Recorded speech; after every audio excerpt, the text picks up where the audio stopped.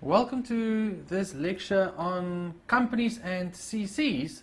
It's not just companies and CCs though, it's companies and a number of different types of taxpayers.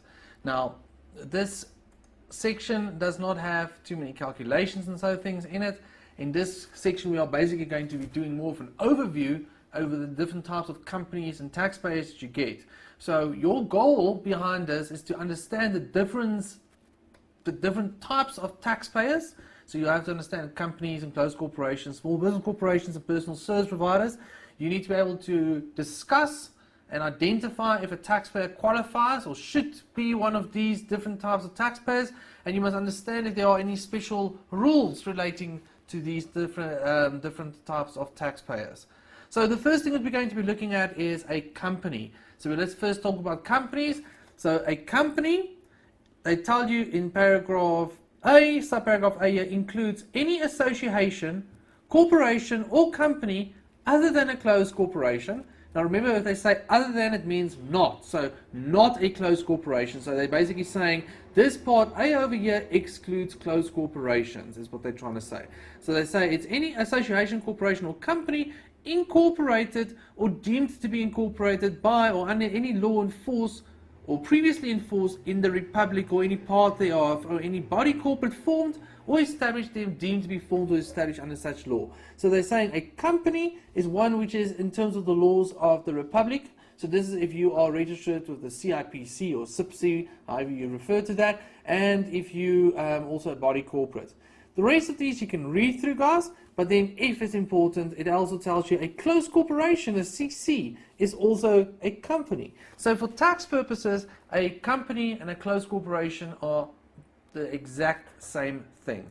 So, guys, tax is calculated at a flat rate of 28% for companies. Companies are subject to dividends tax if they make any payments to their shareholders, which are considered to be a dividend. Please note when you are doing a calculation of a tax company that when you're calculating the tax payable, so the net normal tax, they do not get any of the rebates that normal natural persons get. They don't get the primary, secondary and tertiary rebates or any of those things. And then guys, when you are looking and studying, please be on the lookout. There are a couple of sections in the Act which only natural persons qualify for. So if you're a company, they do not qualify for it. Right, such as, for example, Section 10(1)(I), the interest exemption for natural persons. Section 12(T), tax-free investments. Right, paragraph 45, paragraph 53, primary residence, primary residence exclusion, and your personal use assets. Right. Then, guys, what does Section 5 tell us? Section 5 tells us when we need to calculate tax. It says, subject to the provisions of the 4th schedule, they shall be paid annually for the benefit of the National Revenue Fund and income tax. In this Act, referred to as normal tax, that's why we use the term normal tax as income tax, in respect of the taxable income received by or accrued to in favor of. Right, so just up to there, what do they say? They say every year you must calculate income tax on your taxable income. And this is what you should do. If you are any person other than a company, so what does that mean? Not a company. Then you must do it for a year of assessment that ends on the last day of February each year. So who is that? Who is not a company? A natural person, a trust, for example. So their tax years end on the last day of February. So not 28 February, last day of February. So if there's 29 days in the tax year, and in February, if there's a leap year, 29 February.